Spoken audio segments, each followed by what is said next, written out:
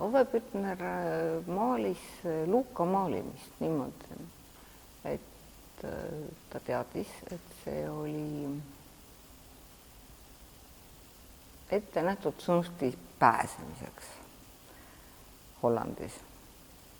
Siis ta valis selle Luuka maalimise teema, et Püha Luukas maalib Meitsimaarjast, mudana maalimine on käsemine. Aga et see neil oli nii-öelda töö, mida tuli esitada selleks, et üldse pääseda kuskile.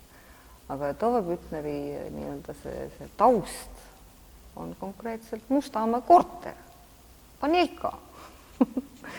aga sellegipoolest ta võttis, seal on näha tegelikult väga täpselt vaadata, et kuidas ta on sinna mõelnud mingid madratseid ja muid sellised asjad, ta on kõik selle välja jätnud. Ta on teinud klassikalise tummekrooni maali ja seal on ilusad mingid hobused, mingid müstilised loomad, ilusad keskaegsed daamid ja kõik muud, kes on aknast näha. Aga tema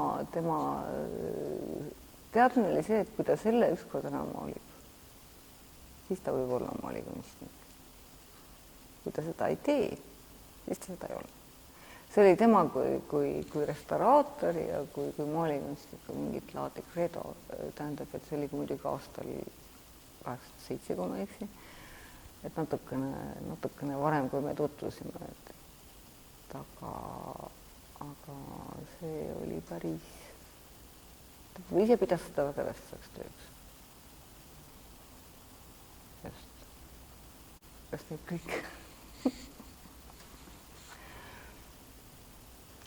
Tähendab, et lihtsalt ma arvan, et mitte keegi ei räägi sellest Luukast. Ja mitte keegi ei tea sellest ka midagi. Et Püha Luukas on maalikunstnik kaitsepühavik. Jah, aga et teisiti ei lubatud üldse. Zunfti aasta. Sa oled seil edasi. Tee üks Luukas ära ja sa see teed. Koos Madonnaga muidugi. Luukast üksi on üksi. Natuke vähem.